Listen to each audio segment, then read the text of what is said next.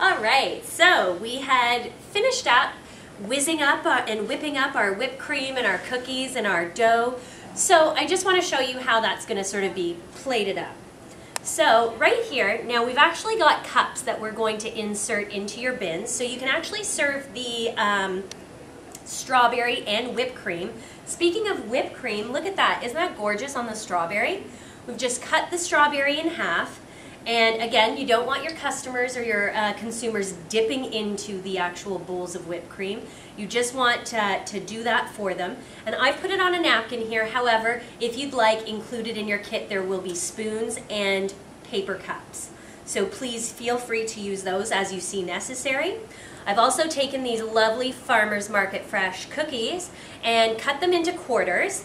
And now they have a nice little piece of cookie to try, basically to speak to the cookie dough demo that we had done in the mixer. And, sorry, back to my whipped cream, I just wanted to show you what we did actually when the camera was off. Just to finish that off, we turned it up to a higher speed. So I believe it was actually closer to a 6 that we were doing it at. But you can test it out. Do it at a 10 if you want, just to see. Just be aware that you want to start slow and gradually increase the speed as you go. The whipped cream is a safe one to do that with. But look at that. I'm holding this upside down. It's amazing. Look at that. It's beautiful. And this here, I've got plenty. I would probably estimate I've got at least two plus cups here of whipped cream. And that was only half of the medium container. So keep that in mind. You could do this demo a couple of times. All right. So lastly, for the KitchenAid Artisan Stand Mixers, the final recipe is going to be showcasing your baked bread. So that was the dough that we had going around on the dough hook. So we've now got a baguette here. I would suggest super thin slices. And we're going to put that out. Now, I know bread, it's lovely, it's delicious, lots of people enjoy it, but we've got to jazz that up a little bit, come on.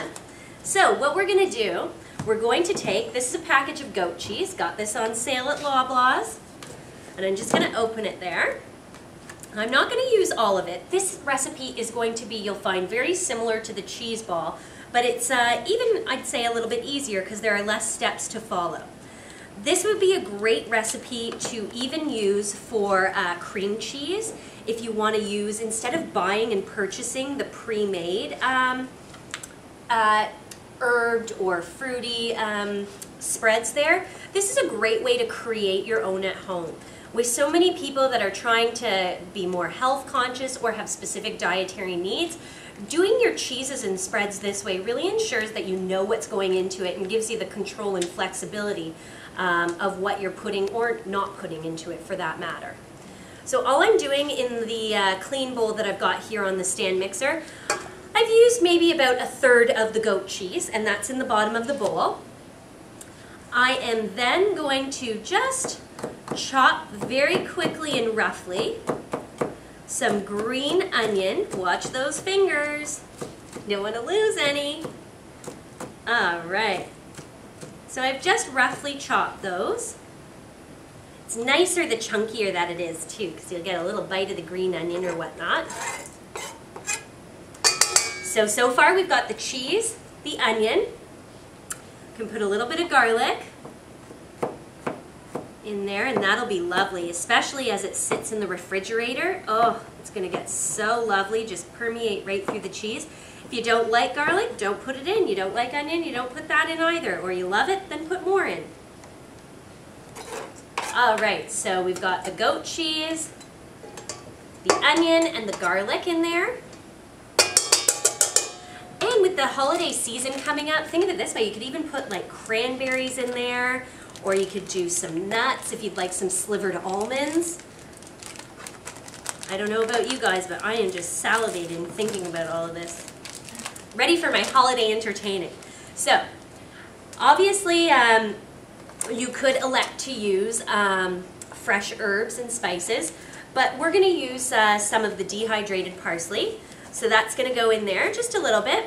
I've also got oregano as well, so we're going to do that. But you can change up the herbs as you see fit. I mean, if there's one that you really love, or it's in the summertime and you've got the basil going in the garden, use those. Delicious. You use chives. That's the parsley right there, the oregano, and we're going to finish it off with my favorite herb, the basil leaves. All right. And what you can even do once you finish this, just in the same way that we did the cheese ball, if, for example, you wanted to roll the goat cheese in it as sort of like a finisher, just for presentation, that would be beautiful as well. So, see, just a basic recipe, you get inspired. It's wonderful. Now, I'm just going to take my paddle. Let's see where that is. Actually, I'm going to use my whip. We're just going to incorporate all these ingredients together. This would be especially nice if you were having a, quite a sizable event and you'd like to do something, for all of your attendees, your guests. It's also nice, if you just want to make ahead and store in the fridge, because the goat cheese does have a really good shelf life there. So I'm just going to turn this on. And you will need your spatula when you're done, of course, just to get it off the bowl there and get it into your container. Now, I could use either the paddle, which is, as I said, my favorite, or the whisk here. You'll just find that when this comes off the whisk, that you'll just need to take your spatula or spoonula, rubber spoon, and just get it out of the actual insides, but it's still incorporating nicely. And I'm just going to get a bowl for that. And we'll just plate that up.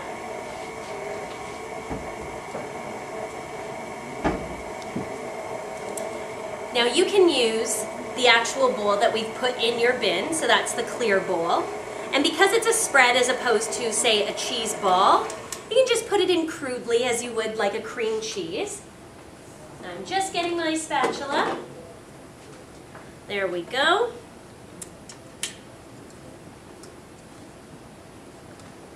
So I think for this particular one, my favorite attachment would be the paddle attachment, but depending on what you have clean, what demos you've been doing,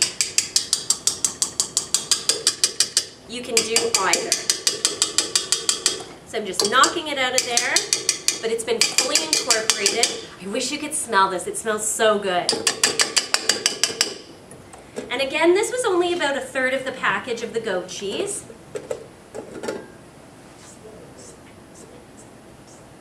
And you could always use, like I said, a cream cheese if that's more your preference. Or could you imagine incorporating with either a cream cheese or a goat cheese? You could do like a blue cheese or a nice Stilton. That'd be lovely. All right, so as I said, you could either make it into a little ball, or you could do just crudely as a nice spread there. And then what I'll do is, either with your knife or with your, since this is all I've used the spatula for, just going to put a little bit on the baguette there. Look at that, doesn't that look amazing? So good. And so there you've got essentially the different elements that we'll be cooking up in the KitchenAid Artisan Stand Mixer. Delicious.